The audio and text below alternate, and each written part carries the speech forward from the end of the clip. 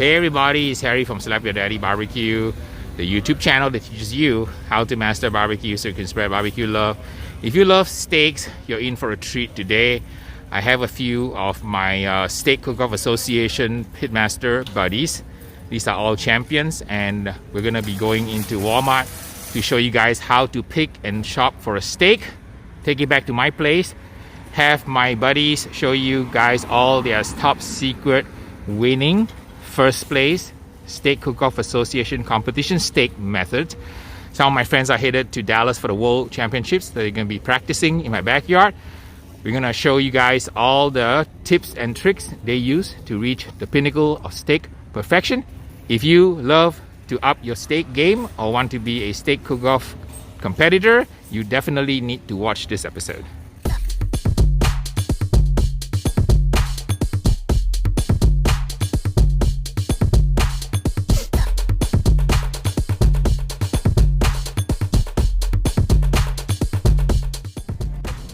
Hey, I'm Chris. I'm Madcap Barbecue, and I've been in the SCA for like almost a year now, and been competing in over 8 SCA contests, 6 of which are top 10.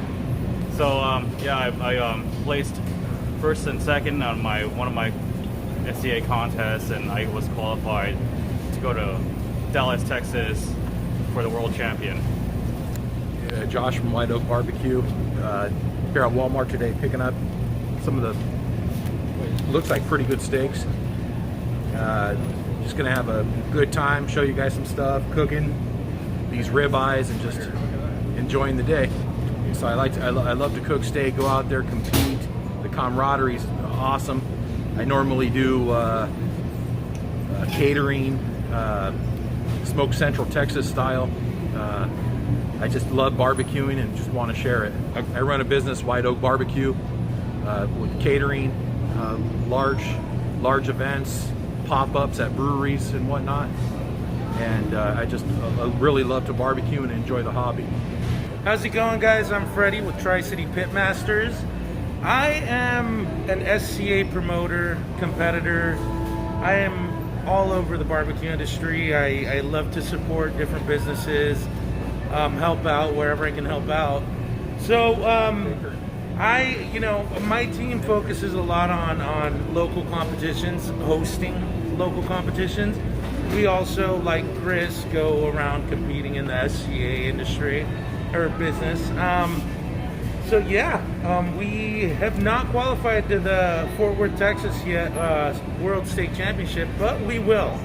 We will, and that one takes place in March, so we still have a little bit to go. So today, I heard that 2 great competitors were going to be cooking with Harry, and I reached out. I'm like, Harry, I want to learn from the best. So today, we're going to learn how they cook a steak, and hopefully, we learn some of their secrets, and that'll get us to Fort Worth, Texas, and win a steak championship. All right, so we are at Walmart to pick a steak, and these experts will show you guys what are the criteria they use to pick the steak. Josh and Chris are going to give pointers to Freddie, because Freddie wants to make it to the World Championship. He's going to shake from these 2 grand champions on how to pick the best steak. Okay. All right, so we have here a bunch of ribeye cut steaks. So SCA, basically, they use all ribeyes. So this is one example here, and usually the thickness is about an inch and a quarter. So it's almost there, almost that thick. Anyway, so what I'm looking for in a ribeye is one with a lot of the spinalis cap. This is actually a tri-heart. So they call it tri-heart because there's 3 chambers. So there's here 1, 2, and then there's a small one right here on the side. So usually I would find one that has a lot of this. This is a tri-heart. If you can't find any tri-hearts, find one with a lot of the spinalis cap. So this here is an example. So you want to find one that has this huge spinalis cap, because the judges will only eat this part right here. So they'll do the taste and texture testing on the spinalis cap, and they'll check for doneness on the eye. This is the eye of the steak right here. And this is not a cut that would use. This is actually a cowboy ribeye. But yeah. So a question: what is choice and stuff like that? What? So there's several grades of ribeyes or the meats. Usually the choice is depending on the marbling. You know, if there's a lot of marbling, they'll grade it by choice, and the next level up is prime. Then one below choice is a select, and let me show you an example of a select. This here is a select, so you can definitely tell a difference. See how much marbling is? Marbling is the amount of fat right here, and this is a select grade, and this is a choice. So there's a huge difference as far as the amount of fat on there on the eye of the steak. And I take it that's the fat you're looking for when you're looking for a good steak? Yes. So the fat between the muscle? We need to find one with a lot of marbling fat on the steak, and that's basically how you win this competition. Amount of marbling on there. And this one has a good amount of marbling on the tri-hard. Yeah, in addition to Mad Cat's tips, I'd like to mention too, if you see the difference here in between this big hard fat, you kind of want to try to make it, get something thinner, but with a good spinalis, a good cap on there. Let me see if I can find one to refer it to. Maybe like back to this tri-hard, where it has you see the fat. This fat could pop up on you as you cook it, as it shrinks, and this is something you might want to try to stay away from. This is definitely a better steak with a good spinalis, a nice tri-hard at the eye. And if you do get a steak like with a thicker fat, we'll show you that you have to pin it. You pin it so it doesn't pop up or separate. You won't get separation. So definitely this one is the preferred over this. All right. So I have a question. Before the competition, do I come and buy my steak, or what do they give me over there at the competitions? So usually at the competitions, they would give you either the best grade would be choice. It would always be a choice or higher. So sometimes they will give you a prime, like one of these here. And is that a different cut, or is it? Yeah, these are all actually okay. Yeah. And yeah, you would get steaks like this too at the competition. So they provide the steaks. Yes. And what is the usual entry fee to provide? So they can provide the steak. Like they provide the steaks for how much? So 150 per entry. Yes. And you get two steaks with that. Yeah, one practice and one turn in. Correct. And then I've read that if you win, you get $1,000. So you have quite a bit of chance to make your money back. Yeah. 1 through 10. Yeah, there's 1 through 10. 10th place, all the way to 1st through 10th is called. So they make money. Yeah, yes. You can make money. Okay. Awesome. Well, thank you guys. All right. So out of all these, my best steak would be this one right here. This is a tri-hard, and the reason why I chose this one is it's got less fat in the center here, where it connects all the muscles. This fat here would pop up during the cooking, searing process. So later on, I'll show you how to prevent this from popping up.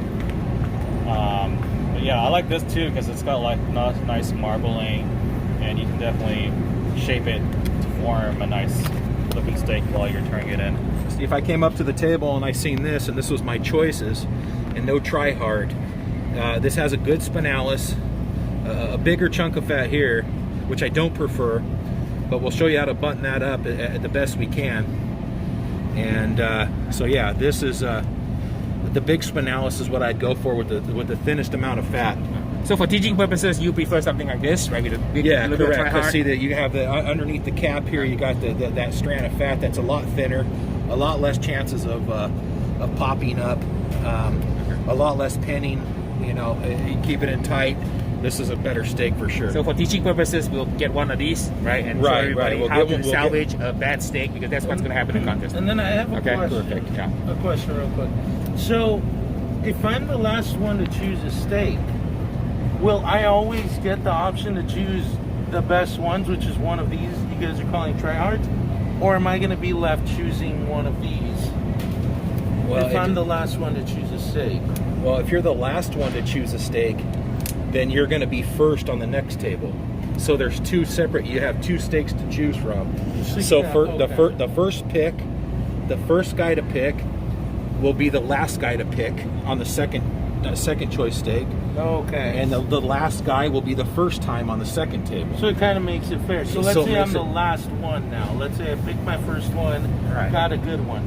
Am I always going to be able to get two of these, or am I going to end up with one of these? Well, you know, it's just the luck of the draw. You're probably not going to end up with two perfect steaks, just because everybody is pretty familiar. Everybody's pretty much looking for the same thing. They want the big spinalis, the little amount of fat, the good inner marbling, the best spinalis, and whatnot. So I would have to work with one of these too. Potentially, yes. Okay. So what seasoning would I be looking for? Like you said, I need layers. Okay. What would I start with? As you can see here, there is a lot of different kinds of rubs. And, honestly, I cannot tell you what works. So you're just gonna have to pick one, or actually pick 2 and 3 and see and experiment and put it on your steak. Okay, so I'd probably start with a base of like a SPG, salt, pepper, garlic, and then as your first layer, and get that good salt, pepper, garlic base on it, and then start with more of a little sweeter rub probably. Okay, so how about to finish it off? How about this one? Garlic, sea salt, and butter. Yeah, those are sound good. I would probably stick with like the blend, salt, pepper, garlic, just salt, straight pepper, up. garlic. Yeah. Okay, we're gonna do the salt, pepper, garlic, and then look for more of a little bit, something with a little sweetness to it as well. To balance it out. So salt, pepper, garlic, and then a little sweetness. Okay, so there's this. Now, do these Chicago steak, or these steak ones, they're obviously made for steak. Would I go for one of these, or maybe definitely probably oversalt it. You'd want to go the with honey hickory. Usually these sweeter rubs would have a little less sodium than your salt, pepper, garlic. Right. So you would want to do a light coat of each. Okay. On your test steak for sure, and then you see where you're at. And I just want to add to this. You want to try these rubs first. So what I mean by that is sprinkle some in your palm. Okay. Well, once you get out here, try them. I mean, a lot of people fail to try them first, and that's where you run into the problem of putting too much rub on your steaks, and then it turns out too salty. So first try them, see what it tastes like, then apply it to your meat. If it was me and I was here, I would go with this and this, because I know what this tastes. This has a lot less sodium in it. I've had that before. So yeah. And it's red in color. And it gives it a beautiful color and everything else. And these are the two I would pair. Nice. If I had two to choose, this is what I'd go with I'm at ready this to particular store. Freddie, you got Josh's recipe down. Okay, Chris will now pick for you his winning combination so you can make it to Dallas. Okay. Here's the winning ticket for these rubs. If we're finding rubs, look for one. If you read the ingredients, look for one that has monosodium glutamate, which is MSG. This one does not have monosodium glutamate. Okay, Uncle Roger will be proud of us. Yes. So find one that has MSG on it, because that's, from my experience, MSG will help you win these kinds of competitions. So, what if I were to use this? Because I know it's in my kitchen, and it's in a lot of people's kitchen. Yeah, this will be perfect. This is actually monosodium glutamate, MSG. Okay. So what I would do is I will put a small layer of this on the meat, or the other rubs that do not have it. So it'll definitely enhance the flavor. So as you can see here, it says flavor enhancer. Okay, Uncle Roger will be proud of us. See? Yeah. Okay, so we're using X then. All right, so now that I have my MSG, what do I move on to? Do I move on to color, beefy, sweet? What do I do? Okay, so like I said, you just want to try different kinds of rubs, but I've noticed that rubs that have like paprika in it, like this color right here, this will definitely give a good reddish mahogany color to your steak, and I know a lot of judges look at that for appearance, especially in the South, in Texas, or any states in the South. They like that red color. So am I looking for one that says used for steak, or can I use one that says for chicken, for pork? Yeah, like I said, your best bet would be one that says for steak, because they've tested it for steak, so I guess would work better for a steak. Okay. Yeah. Okay. Like I said, you want several rubs so that you can layer on your, apply layers of it on your steak, because the whole purpose is to build layers of flavors on your steak that would wow the judges. It's a different, basically packed of flavor, layers of flavor. So that's why salt, pepper wouldn't work. Yes. Because people are adding different layers to their steaks. Right. I have my championship winning blend that Chris, Mad Cat Barbecues recommend. So you guys mentioned something about marinating a steak, right? What would I need to start marinating? What would be the base? Would I use beef broth? Would I use beef stock? What do you guys use for competitions? A lot of us guys, we use for marinade, we use either beef broth, which works great, or you can also use beef consomme. What's the difference? To be honest, I tried them both. They kind of almost taste the same. That's my opinion, but I prefer using the consomme. Okay, so this looks like it's prepared with more vegetables and stuff like that. So like if you were having as a kid soups, like the Mexican soups, Mexican caldo, I think this is that's what this looks like. I would actually love to taste it with this, so I think I'm gonna go with your advice, and I'm gonna get this for a marinade. I mean, we could try both if you would like, to see if there's any difference. Sure.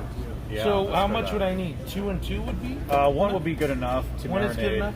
for 2 steaks. Okay, so 1 and 1. Yeah, or All unless you're doing multiple steaks, then you can reuse that. Okay. Well, I'll show you that. I'll do that later. So this is my setup here. I have this grill I bought at less than $60 on Amazon.